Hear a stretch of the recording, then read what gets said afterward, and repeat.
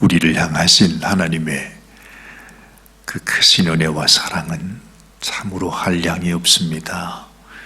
변함이 없습니다. 우리는 가끔 그런 생각을 합니다. 하나님께서 과연 나 같은 인생을, 우리 같은 인생을 정말 하나님이 사랑해 주실까? 우리가 언젠가 하나님 앞에 서게 될 때 정말 나는 주님 앞에 용서받은 자로, 주님 앞에 택함을 받은 자로 주님께 합당한 인생으로 나갈 수 있을까? 내가 믿고 지금까지 이렇게 살아왔는데 만약에 주님 앞에 섰을 때 주님이 나를 모른다고 말하시면 나는 어떡할까? 사실은 우리의 심령 속에 이러한 문제가 우리의 가장 큰 근심으로 다가올 때가 많습니다. 그런데 하나님은, 성경이 말씀하시는 하나님은 변함이 없으시다 말씀하십니다. 하나님은 한결같다 말씀하십니다. 또한 말씀에 하나님께서 우리를 끝까지 사랑하셨다 하는 말씀도 있습니다. 오죽하셨으면 우리 주님께서 당신의 생명을 우리를 위해서 내어주시기로 마음의 작정을 하셨겠습니까? 문제는 하나님께서 과연 나를 용서하시고 기억하시고 여전히 나를 사랑해 주실까? 그것이 문제가 아니라 하나님은 변함이 없고 하나님은 한결같으신데 문제는 우리에게 있다는 것입니다. 그랬다지요. 그 후에 남북 전쟁을 할 때에 어떤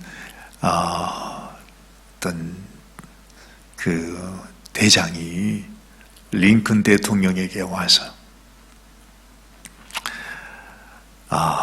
우리가 이번 전쟁에서 이길 것 같습니다. 그랬더니 링컨 대통령이 네가 왜 그렇게 생각하느냐? 저는 하나님이 우리 편이신 것을 믿습니다. 그렇게 말했대. 근데 링컨 대통령이 하는 말이 하나님이 우리 편인가? 그렇게 말하지 말고 지금 우리가 그리고 당신이 하나님 편에 서 있는가? 그것을 걱정하라 말하는 것입니다. 하나님은 항상 우리 편에 있습니다. 하나님은 우리를 사랑하십니다. 하나님은 변함이 없습니다. 하나님은 자기의 아들 독생자까지 다 내어주시고 하나님의 생명을 우리를 위해 내어주신 분이 하나님이세요. 그런데 문제는 항상 우리에게 있는 것입니다. 이 한결같은 하나님의 은혜 앞에서 우리가 그 은혜에 합당하게 살아가지 못하는 우리의 모습을 우리는 항상 발견하는 것이죠. 오늘 이 아침에도 하나님, 정말 나의 마음이 하나님께서 우리를 향하여 주시는 주님의 마음처럼 한결같이 내가 주님을 사랑하고 있습니까? 내 마음을 다시 한번 살피고 나는 지금 주님의 편에 서 있는지, 아니면 내가 이 세상 편에 서서 이 세상의 음성을 듣고 그 세상을 따라 살아가는 인생이 아닌지를 생각해야 한다는 것이죠. 우리 주님이 이제 이틀을 남겨두고 계십니다. 그 죽음의 날을. 우리 주님 앞에서 주님은 이미 우리를 위하여 생명을 내어주기로 작정하시고 그 길을 걸어오셔서 이제 이틀만 있으면 우리를 위해 당신의 생명을 부어주는 날인데, 문제는 그 인생들이 아직까지도 주님 앞에 나오지 않고 있다는 것이죠. 주님의 그 한결같은 사랑을 그들이 깨닫지 못하고 있다는 것이 문제입니다. 어떻게 이럴 수가 있습니까? 하나님께서 모든 것을 다 버리고 모든 것을 다 내려놓고 그 영광의 하나님께서 정말 사람의 형상을 입고 낮고 낮은 곳으로 오셔서 우리와 함께 하시는데, 그 주님 앞에서 주님께 나오는 자, 주님의 마음을 아는 자, 그리고 주님께 나오지 않고 오히려 주님의 마음을 떠나서 주님의 마음을 그토록 분노하게 했던 그런 인생으로 나뉘어진다 하는 것을 우리가 보게 되는 것입니다. 오늘 말씀은 이렇게 시작하지 않습니까? 오늘 1절을 보니 이틀을 지나면 유월절과 무교절이라. 대제사장들과 서기관들이 예수를 궤계로 잡아 죽일 방책을 구했다. 그래서 어제 제가 그 말씀을 드렸죠. 예수님이 성전에 오셔서 난리가 났습니다. 정말 그와 같은 일이 없었습니다. 성전이 생기고 난 이래로 아마 그런 일은 단 한 번도 없었을 것입니다. 하나님의 아들인 예수님이 성전 속에 오셔서 너희가 하나님의 집을 강도의 굴렬로 만들었도다 하면서 거기 있는 모든 매매하는 자들 그 모든 걸 다 뒤집어 엎으시면서 얼마나 그 분노가 크셨던지 아무도 주님을 말릴 수 있는 사람이 없었다 그랬습니다. 하나님의 성전을, 하나님의 집을 사랑하는 열정이 예수님을 삼켰다, 그렇게 표현하기도 하지 않았습니까? 그래서 여러분, 거기 있는 대제사장들과 서기관들이 아마 충격을 받았을 것입니다. 그리고 난 이후에 그들이 결정했던 한 가지의 그 결정이 있습니다. 그건 저 예수를 죽여야겠다. 그거 한 가지밖에는 없는 것입니다. 예수님은 어제 말씀했지요. 천국은 어떤 곳이며 하나님의 마음은 어떤 곳이며 하나님이 혼인잔치를 배설하시고 우리를 기다리고 계시고 하나님께서 포도원을 지으셔서 정말 포도원 주인의 비유를 말씀하시면서 하나님의 마음을 또 얘기하시고 또한 큰아들과 작은아들의 얘기를 하면서 하나님을 순종하겠다고 아버지의 말을 듣겠다고 했던 큰아들은 결국에는 아버지 말을 순종하지 않고 나는 아버지 말을 듣지 않겠습니다 했던 그 불효막심한 작은아들이 결국에 마지막에는 돌아와서 회개하고 아버지의 말을 순종했다 하는 그 말씀을 하시는 예수님의 심정 속에 여러분, 우리는 압니다. 주님이 무슨 뜻으로, 지금 무슨 의도로 그 말씀을 하시는지 우리는 알게 되잖아요. 하나님의 안타까운 마음,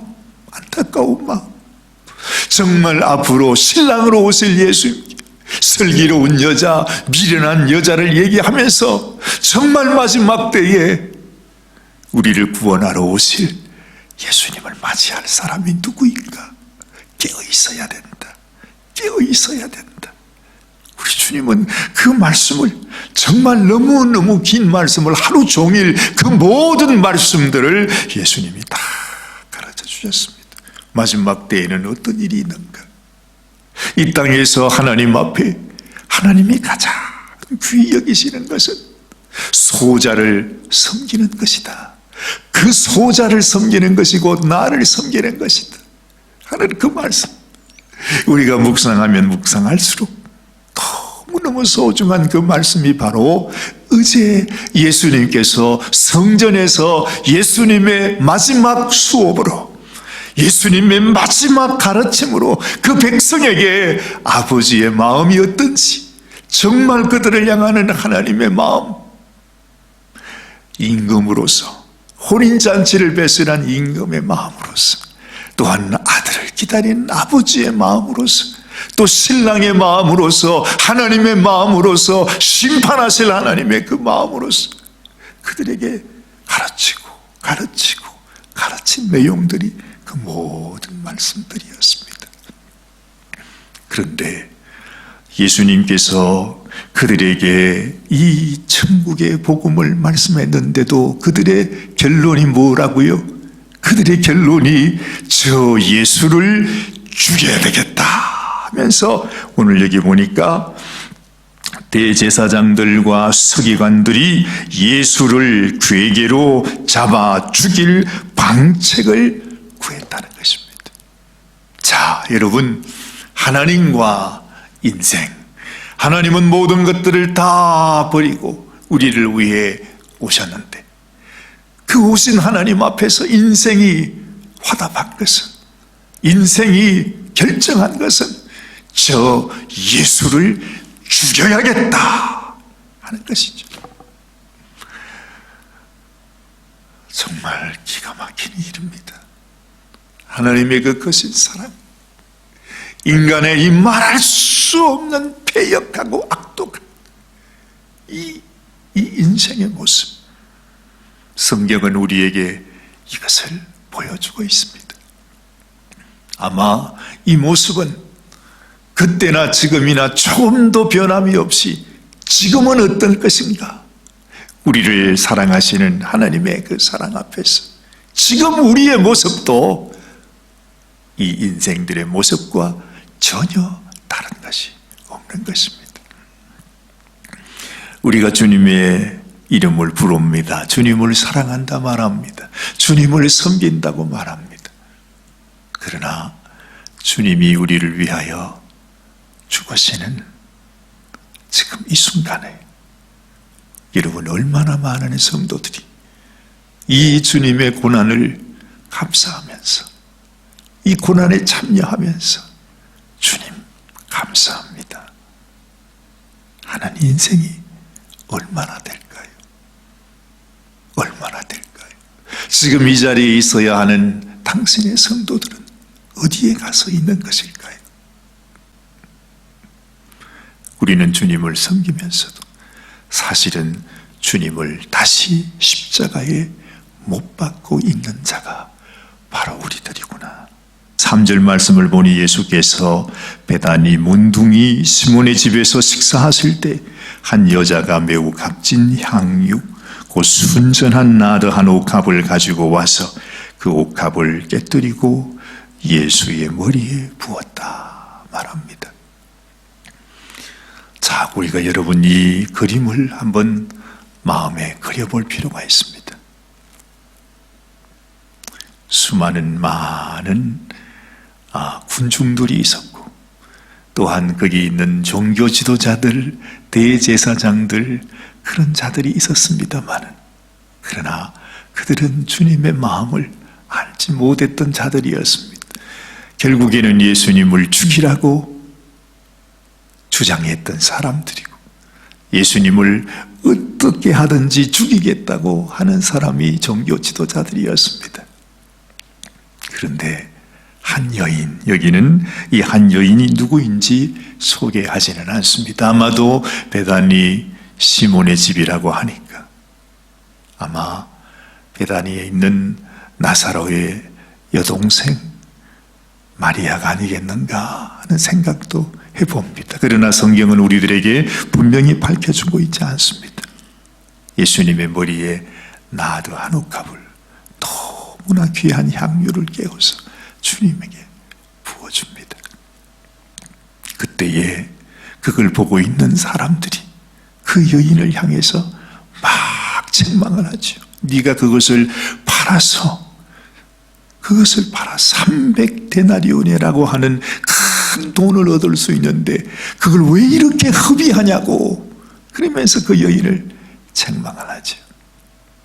다른 성경을 보면 그 책망했던 사람이 가롯 유다였다, 그렇게 말합니다. 우리는 여기에서 너무나 충격적인 또 한 모습을 보게 되죠. 예수님을 따랐던 사람들, 그 중에도 3년 동안이나 예수님의 제자로 부르심을 받고 예수님과 함께 동거동락을 했던 가롯 유다의 모습이 나오고, 또한 이름 없는 이 한 여인의 모습이 나옵니다. 그런데요, 똑같이 예수님께 은혜를 입고 예수님께 사랑을 받고 주님께 가까이 했던 그 사람 중에서 한 사람은 예수님의 제자로서, 사도가 될 사람으로서 우리 주님의 모든 가르침과 우리 주님의 모든 기적과 그 모든 삶을 다 함께 보며 함께 있었던 사람인데도, 3년 동안이나 우리 주님과 함께 동거동락에 했던 예수님의 제자였는데도 그는 3년 동안 있으면서 예수님이 죽게 되는 바로 그날까지도 이 가룟 유다는 자기 마음속에 변화되지를 못했습니다.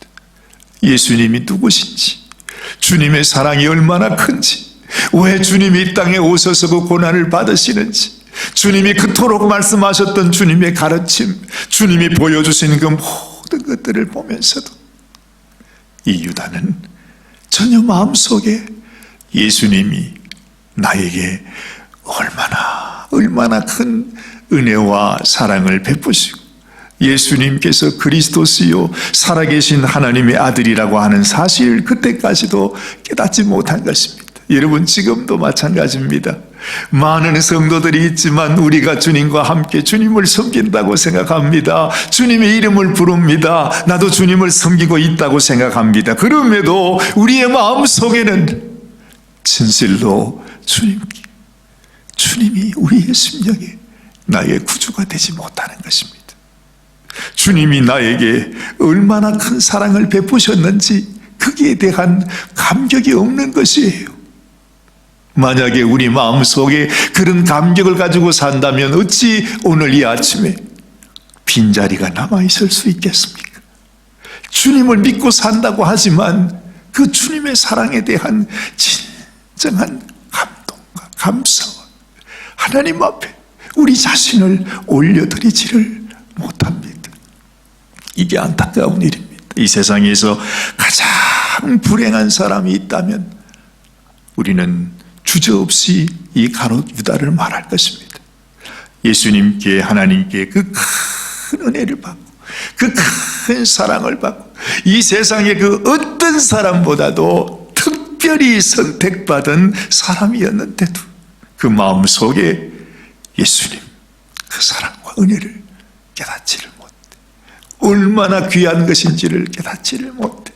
결국에는 이 가룟 유다가 대제사장들에게 가서 내가 예수를 당신들에게 넘겨주겠습니다.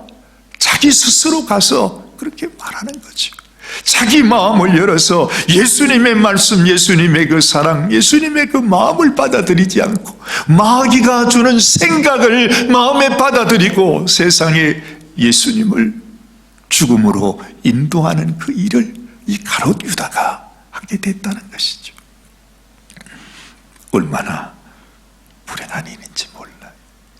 이 모습을 보면서 우리 성도들도 말이죠. 내가 교회에서 얼마나 신앙생활을 했든지, 교회에서 내가 어떤 직분자이든지, 내가 예수님과 어떤 경험을 했든지 관계없이 마지막 순간에 내가 예수님을 배반하는, 예수님을 팔아넘기는 너무나 이 비참한 이런 일을 감당할 수 있구나. 혹 우리도 그런 자리에 있는지는 아닌지, 지금 그렇게 살고 있지는 않은지, 내 마음속에 정말 주를 향한 그 마음이 있는지. 이름 없는 이 한 여인은 아무도 주목하지 않았지만 그 마음속에 어떤 마음이 들었는지 자기의 가장 소중한 이 향유 나드 한 옥합을 예수님께 부어줍니다. 그때 예수님은 그를 향해 책망하는 사람들을 향해서, 그리고 그 여인을 향해서 이렇게 말씀하죠. 가난한 자들은 항상 너희와 함께 있지만 나는 이제 떠나간다. 너희와 내가 항상 함께 있지 못한다. 그러면서 지금 이 여인이 나의 장례를 준비한 것이다. 여러분 기억하십시오. 예수님의 심정을 알고 주님이 십자가의 길을 가면서 우리 주님 앞에 합당하게 주님을 예배하고 주님께 합당하게 자신의 사랑을 드렸던 오직 한 사람, 오직 한 사람, 오직 한 사람, 이 세상에 이 수많은 사람들, 그 수많은 종교 지도자들, 수많은 군중들, 그리고 예수님과 함께 했던 그 12 제자들, 모두는 다 예수님을 결국에는 버리고 맙니다. 다 떠나갑니다. 더군다나 가로주다는 예수님을 파는 일을 자기가 스스로 맡다 하고 말았습니다. 그런데 오직 한 사람, 한 여인, 예수님의 죽음을 예비하고 자기를 위하여 생명 주시는 그 주님의 마음을 그 마음속에 깨닫고 자신의 가장 소중한 것을 예수님께 드렸을 때, 예수님은 그 여인의 사랑, 그 여인이 어찌 알았겠습니까? 몰랐지요. 그 여인이 한 일은 오직 내가 주님을 사랑합니다. 주님, 당신이 나의 주님이십니다. 당신에게 나의 모든 것을 다 드리고 싶습니다. 그 마음, 주님이 그 마음을 받으시고 네가 나에게 부은 이 향유는 나의 죽음을, 나의 장례를 예비한 것이다. 내가 전해지는 곳마다, 복음이 전해지는 곳마다 나와 함께 이 여인의 이름을 기념해라. 주님은 말씀하십니다. 그 한 사람밖에 없었습니다. 이 마지막 때에 우리가 그 한 사람이 되어야 합니다. 종교 지도자도, 사도도, 제자도, 어떤 군중도 온갖 말, 온갖 찬양, 온갖 것으로 하나님을 예비하는 그 모든 것들도 물론 귀한 것이지만 그보다 더 소중한 것은 변함없는 사랑으로 주님, 당신이 나의 영원하신 주님이십니다. 내가 당신의 사랑을 압니다. 나도 당신께 나의 사랑을 드리고 싶습니다. 그 사랑의 고백이 우리 가운데 있어야 할 줄로 믿습니다. 여러분들이 이 한 사람, 한 여인이 되시기를 주님의 이름으로 간절히 소원합니다. 기도하십시다. 하나님 아버지, 예수님은 말씀하셨습니다. 가만두어라. 너희가 어찌하여 그 여인을 괴롭게 하느냐? 저가 내게 좋은 일을 하였느니라. 하나님, 이 여인은 그저 주님 앞에 그의 사랑을 드렸을 뿐인데 예수님은 그 여인의 마음을 그토록 귀히 받으시고 당신이 전해지는 곳마다 이 여인의 이름도 함께 전해져야 한다고 말씀하셨습니다. 그 수많은 사람들 중에, 수많은 백성들 가운데 오직 이 한 여인밖에 진실로 주님께 합당한 감사를 드린 자가 없었습니다. 하나님 아버지여, 지금도 우리가 주의 이름을 부르면서도 주님의 마음과 너무나 멀어져 있는 모습으로 살고 있지는 않은지 우리 자신을 돌아보기를 원합니다. 가룟유다의 모습으로, 종교 지도자들의 모습으로, 군중의 모습으로, 12 제자의 모습으로가 아니라 하나님이 이름 없는 한 여인의 모습으로 주님 앞에 살아가게 하여 주시옵소서. 진실로 나를 위하여 당신의 생명을 주신 주님께 우리의 진실한, 진정한 사랑을 올려드리는 저희들이 되게 하여 주시옵소서. 우리 주님 예수님의 귀하신 이름 받들어 간절히 기도드리옵나이다. 아멘, 아멘.